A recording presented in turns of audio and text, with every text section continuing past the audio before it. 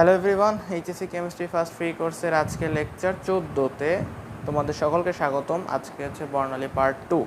Part 1 মানে first লেকচারে বর্ণালীর আমরা পড়ে এসেছি বর্ণালীর বেসিক থেকে, যে কিভাবে বর্ণালী সৃষ্টি হয়। দেন সেখান থেকে আমরা বিভিন্ন আলোর যে রেঞ্জ ছিল, বিভিন্ন রশ্মি বা বর্ণালীর রেঞ্জ ছিল, সেসব সম্পর্কে আমরা জেনেছি, বর্ণালীর প্রকারভেদগুলোকে জেনেছি।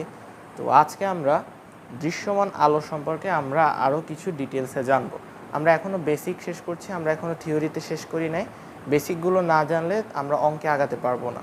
এবং বর্ণালী টপিকটা খুব ইম্পর্টেন্ট, এইচএসসিতেও প্রশ্ন আসে, অ্যাডমিশনের কোশ্চেন আসে। তো বর্ণালী টপিকটাকে কেউ মিস করা যাবে না, ভালো করে শিখতে হবে। তো যেই সব জিনিস আসবে যেগুলো না জানলেই নয়, সেসব জিনিসগুলো আমি অনলাইনে দেখিয়ে দেবো। তো চলো শুরু করা যাক। তো দৃশ্যমান আলো, তো দৃশ্যমান আলোর যে রেঞ্জটা, এই রেঞ্জটা আমরা সকলেই জানি, সেটা হচ্ছে 380 থেকে 780 ন্যানোমিটার। এই যে এককটা, এই জিনিসটা একটু খুব ভালো করে মনে রাখবা, যে ন্যানোমিটার বোঝাচ্ছে।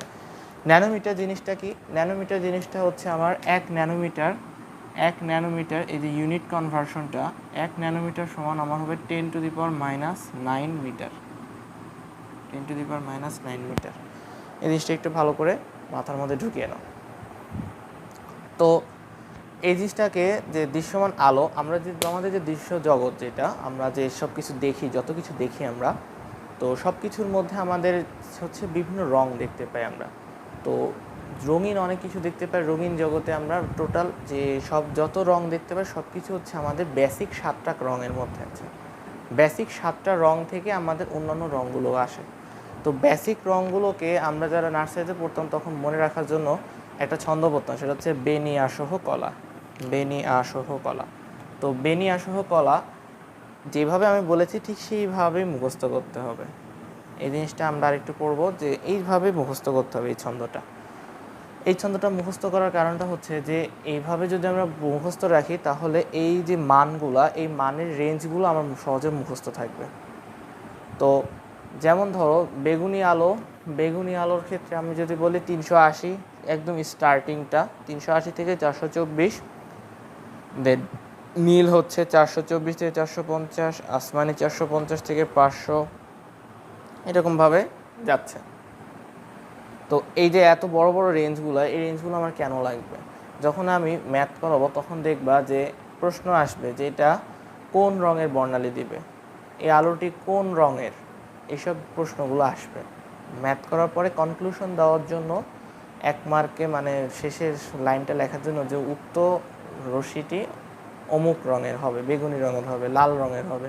তো এইসব জিনিসগুলোকে বলার জন্য আমাকে এই রেঞ্জগুলোকে জানতে হবে। এখন রেঞ্জগুলো জানার, মুখস্থ করার উপায় কি? মুখস্থ করার উপায় হচ্ছে, প্রথমে এই যে এরকম ছন্দটা পড়বা, বেগুনি নীল বেনি আসহ কলা, বেগুনি নীল আসমানি সবুজ হলুদ কমলা লাল। একদম সহজ একটা ছন্দ, জাস্ট মুখস্থ করে ফেলবা। এরপরে হচ্ছে 380, 424, 450, 500, 575, 590, 647 আর 780 তো শেষে আছেই। তো শুরুর দিকে সবাই এইভাবে মুখস্থ করে, তো আমিও মুখস্থ করেছিলাম, তোমরাও এইভাবে মুখস্থ করে ফেলবে। 380, 424, 450, 500, 575, 590, 647, এরপর তো 780, তো জানে 780 হচ্ছে শেষ সীমা। এখন এই জিনিসটার মধ্যে অনেকের মনে প্রশ্ন জাগবে। কি প্রশ্ন জাগবে? প্রশ্ন জাগবে যে এখানেও আছে আমার 424, এইখানেও আছে আমার 424। তো যদি আমার কখনো উত্তরে 424 আসে, তখন আমি কি বেগুনি লিখবো নাকি নীল লিখবো? এই প্রশ্নটা অনেকের মনে আসবে। তো আমি বলে দেই যে যখন তোমরা এই ধরনের জিনিস দেখবা, 424 সাধারণত আসে না। হ্যাঁ, তো যদি 424 আসে, তাহলে তোমরা যেটাতে স্টার্টিং পয়েন্টে 424 আছে সেইটাকেই তোমরা কনসিডার করবা। যেমন ধরো বেগুনির ক্ষেত্রে শেষে আছে 424, তো এটাকে আমরা শেষে কাউন্ট করব না। আমরা যখন নীলে চলে যাব, যেটা আমার নীল রঙের বর্ণালী হবে। ঠিক আছে? আর সেম গোস ফর সবুজ। যদি ধরো যে আমার অ্যান্সার আসলো 500 ন্যানোমিটার, তো যদি আমার অ্যান্সার 500 ন্যানোমিটার আসে, তখন আমি 500 ন্যানোমিটার বললে আমি সরাসরি সবুজে চলে যাব, কারণ সবুজের স্টার্টিংয়ে আমার আছে 500, আসমানির শেষে আছে 500, তো আমি আসমানিকে কাউন্ট করব না। এরকম। তবে সাধারণত এরকম আসে না, তাও যদি আসে তাহলে এই কথাটা মনে রাখবা, যে পরে যেটা থাকবে, মানে স্টার্টিংয়ে যেটা থাকবে, সেই সিরিজের রঙটাকে আমি কনসিডার করব। এই তো এবার আমরা পড়ব হচ্ছে হাইড্রোজেন পরমাণু যে সিরিজ, এটা হচ্ছে একটা সিরিজ যেটা শুধুমাত্র হাইড্রোজেন পরমাণুর ক্ষেত্রে দেওয়া হয়েছে। এই সিরিজটার কিছু গুরুত্ব আছে যেগুলো সম্পর্কে যখন আমরা এই সিরিজগুলোকে জানবো তখন আমি একটা একটা করে বলে দিব এই সিরিজগুলোকে কেন দেওয়া হয়েছিল। তো সবার আগে যে জিনিসটা সেটা হচ্ছে লাইম্যান সিরিজ, তারপর বামার, প্যাস্টেন, ব্রাকেট, ফুন্ড, হামফ্রিস। ঠিক আছে, এখন কোনটা কোন সিরিজ কিছু বুঝছি না। সো ধরো সাপোজ আমার এটা একটা হাইড্রোজেন পরমাণুর বিভিন্ন শক্তি স্তর, এইচ পরমাণু। তো এইচ পরমাণু যখন আমি বলছি, এইচ পরমাণুর মধ্যে এটা হচ্ছে আমার প্রথম শক্তি স্তর, এটা নিউক্লিয়াস হলে এটা হবে আমার প্রথম শক্তি স্তর, দেন দ্বিতীয়, তৃতীয়, চতুর্থ, পঞ্চম, ষষ্ঠ, সপ্তম, 7 পর্যন্ত দিয়েছি। ঠিক আছে, এখন যদি কোনো কারণে একটা ইলেকট্রন আমার সাপোজ এই যে 7 যে কক্ষপথে আছে 7 থেকে সে জাম্প করে ফার্স্ট কক্ষপথে চলে আসলো 1 নম্বরে। ঠিক আছে, বুঝো কিন্তু। অথবা সে ধরো যে 5 নাম্বার যেটা, এটা হচ্ছে 6, এটা 5, 4, 3, 2। তো যখন সে ধরো 5 থেকে সেরকম জাম্প করে সে 1 নম্বরে চলে আসলো। তো যখন সে 1 নাম্বার কক্ষপথে চলে আসবে, সে হবে লাইম্যান সিরিজ। যখন সে 1 নম্বরে চলে আসবে সেটা হবে লাইম্যান সিরিজ। একটু নোট করে নাও, যেখানে আসবে সেইটাকে আমরা প্রকাশ করি N1 দিয়ে। যেই শক্তি স্তরে আসবে সেটা হচ্ছে N1। তো N1টা হবে আমার 1 সবসময়, মানে প্রথম কক্ষপথে আসবে।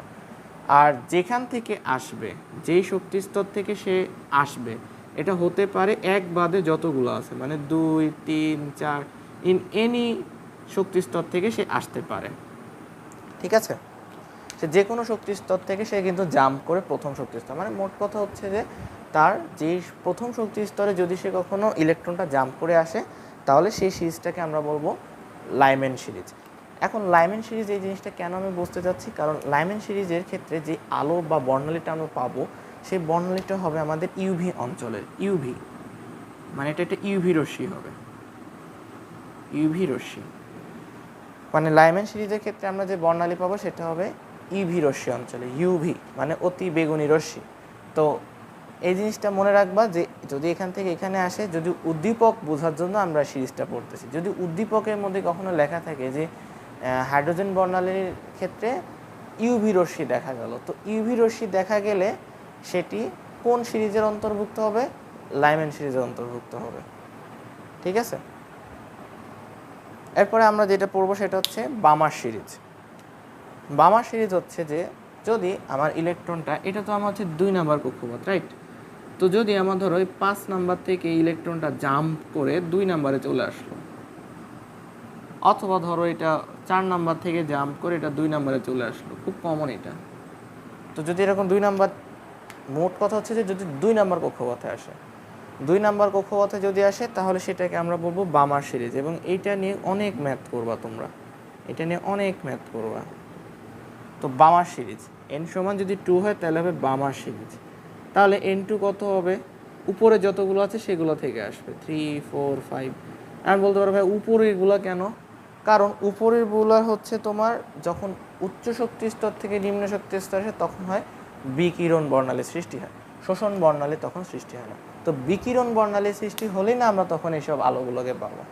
শোষণ বর্ণালীর ক্ষেত্রে তো আমরা কিছুই পাবো না, জাস্ট কালো, কিছুই দেখতে পাবো না। সো দ্যাটস ওয়াই আমাদের বিকিরণ বর্ণালী লাগবে। তো বিকিরণ বর্ণালীর ক্ষেত্রে কিন্তু হাইড্রোজেন পরমাণু সিরিজগুলোকে আমরা ব্যাখ্যা করেছি। তো সেই জন্য সবসময় যেই শক্তি স্তর আসবে তার থেকে উপরের গুলা থেকে আসতে হবে, এটা বেসিকের জন্য। আচ্ছা, তো বামার সিরিজের ক্ষেত্রে যে রশ্মিটা বের হবে সেই রশ্মিটা হবে সবসময় দৃশ্যমান অঞ্চলে, দৃশ্যমান মানে দৃশ্যমান আলোর রশ্মি হবে, যেমন আমাদের যে দুনিয়া যে যত রং আছে সেসব রঙগুলোর মধ্যে অন্তর্ভুক্ত হবে। এরপরে যদি বলি প্যাস্টেন সিরিজের কথা, তো প্যাস্টেন সিরিজে আমার প্যাস্টেন সিরিজটা হবে যদি কখনো 3 নাম্বার কক্ষপথে আসে। 3 নাম্বার কক্ষপথ মানে যেমন যদি আমার ধর এটা 7th কক্ষপথ, তো 7th কক্ষপথ থেকে এটা জাম্প করে এই 3 নাম্বারে চলে আসলো, তাহলে এই জিনিসটাকে আমরা বলবো প্যাস্টেন সিরিজ। তাহলে যদি 3 নাম্বারে আসে তাহলে 4, 5, 6 এনি এরকম হতে পারে। তাহলে আমার এটা প্যাস্ট টেন্স সিরিজ যদি 3-এ চলে আসে, 3 নাম্বারে যদি জাম্প করে চলে আসে, তো প্যাস্ট টেন্স সিরিজের ক্ষেত্রে আমার যে রশ্মিটা হবে সেই রশ্মিটা হবে আমার অবলোহিত বা আইআর অঞ্চলে, আইআর রশ্মি বা অবলোহিত, হ্যাঁ, অবলোহিত। এবং এরপরে যতগুলো সিরিজ দেখব সবগুলো সিরিজে আমার অবলোহিত অঞ্চলের যে রশ্মিটা হবে সেই রশ্মিগুলো হবে সব অবলোহিত অঞ্চলে। এরপরে ব্র্যাকেট সিরিজ, তো ব্র্যাকেট সিরিজটা তার মানে কি, যদি এটা 3 তাহলে যদি 4 নাম্বার কক্ষপথে চলে আসে তাহলে সেটা হবে ব্র্যাকেট সিরিজ, আর তাহলে পরে ইনটু হবে 5, 6 এটসেট্রা, এবং এটা সেম আইআর রশ্মির ক্ষেত্রে। এরপর যদি ফুল সিরিজ বলি, ফুল সিরিজটা হবে আমার 5 নাম্বার কক্ষপথে আসবে, তাহলে এটা হবে 6, 7 এরকম। আর হামফ্রি সিরিজটা যদি আমার 6 নাম্বার কক্ষপথে জাম্প করে আসে, যেমন যদি 7 হয় তাহলে 7 থেকে জাম্প করে 6-এই আসবে, তাহলে এইটাকে বলবো আমরা হামফ্রি সিরিজ। তাহলে এটা হচ্ছে 6, তাহলে এটা আসতে পারে 7, 8 থেকে। তো সবগুলোর ক্ষেত্রে আমি আলো পাবো আইআর অঞ্চলে, ঠিক আছে, সবগুলোর ক্ষেত্রে আমি পাবো আইআর অঞ্চলে। তাহলে আমি যে জিনিসটা বোঝাতে চাচ্ছি সেটা যে লাইম্যান সিরিজ এবং বামার সিরিজ।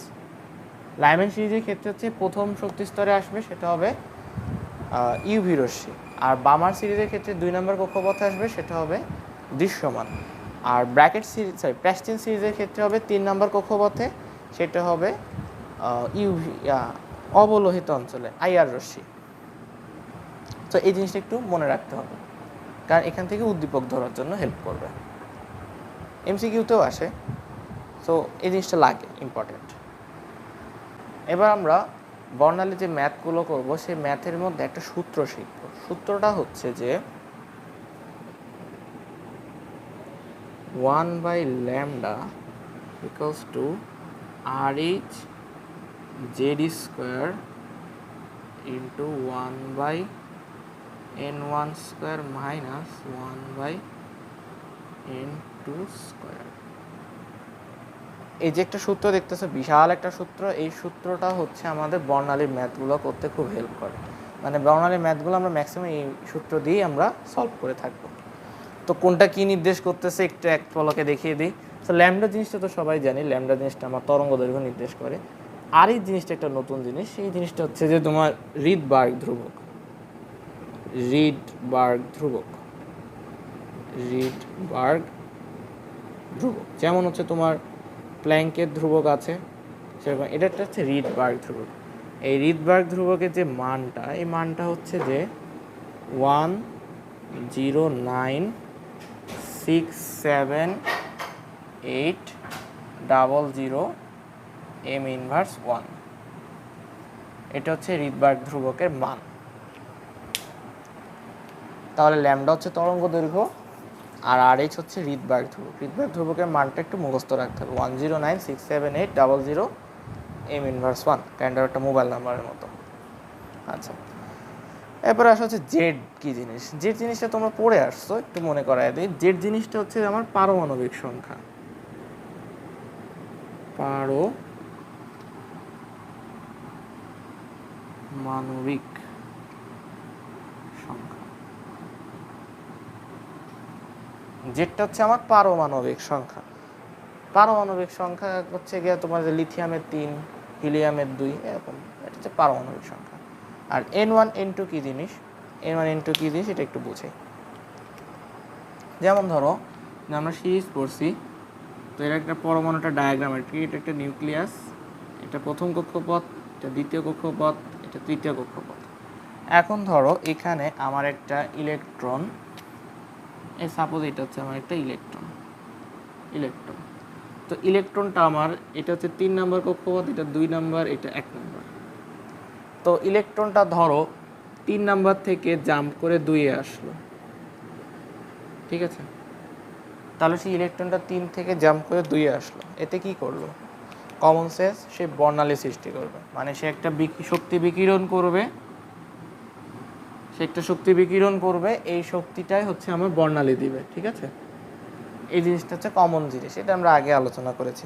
তো দেখতে পাচ্ছ যে ইলেকট্রনটা প্রথমে ছিল 3-এ 3 নাম্বার কক্ষপথে পর এসে কিন্তু 2-এ চলে আসছে, তাহলে আগে ছিল 3-এ, পরে আসছে 2-এ। তাহলে সে যেটাতে যাবে, আই রিপিট, সে যেটাতে যাবে, যে শক্তি স্তরে যাবে সেটা হবে N1, যে শক্তি স্তরে যাবে সেটা হবে N1। আর যে শক্তি স্তর থেকে যাবে, মানে যেই শক্তি স্তর থেকে যাবে সেটা হবে N2। তাহলে যে শক্তি স্তরে যাবে সেটা হবে N1, আর যে শক্তি স্তর থেকে যাবে সেটা হবে N2। আশা করি বোঝাতে পেরেছি। যেমন যদি আমার 3 নাম্বার থেকে 2 নাম্বারে আসে, তাহলে N1 হবে 2 আর N2 হবে 3। এই সূত্রটা আমাদের লাগবে। সো এই আজকের ক্লাসে এর মাধ্যমে আমাদের থিওরি শেষ হচ্ছে। তো নেক্সট ক্লাস থেকে আমরা শুরু করব হচ্ছে বর্ণালীর ম্যাথ। তো বর্ণালীর ম্যাথগুলো তোমাদের এইচএসসি বলো, অ্যাডমিশন বলো, সব জায়গাতেই আসবে। তো তোমাদেরকে ক্লাসগুলো অবশ্যই করলে তোমাদের বেসিক স্ট্রং হবে, তোমরা ম্যাথগুলোকে পারবে। এবং আমি এক্সট্রা কোনো কিছু পড়াবো না, যেগুলো তোমার লাগবে সেই সব জিনিস আমি পড়িয়ে দিব। মানে ন্যূনতম যে জিনিসটা না লাগলেই নয়, সেসব জিনিস আমি তোমাকে অনলাইনে দেখিয়ে দেবো এই ফ্রি কোর্সের মাধ্যমে। তো যারা আমার ভিডিওগুলোকে পছন্দ করো তারা সবাই ভিডিওকে একটি লাইক দিও, এবং তোমার যদি কোনো প্রশ্ন থাকে তবে তুমি কমেন্ট সেকশনে আমাকে জানাতে পারো। এবং এই পেজটিকে ফলো করে রাখো, যাতে করে পরবর্তীতে যখন আমি ভিডিও দিব তাহলে তুমি জানতে পারবা যে আমি ভিডিওটি আপলোড করেছি। সবাই ভালো থেকো, সুস্থ থেকো, দেখা হবে নেক্সট ক্লাসে। আল্লাহ হাফেজ।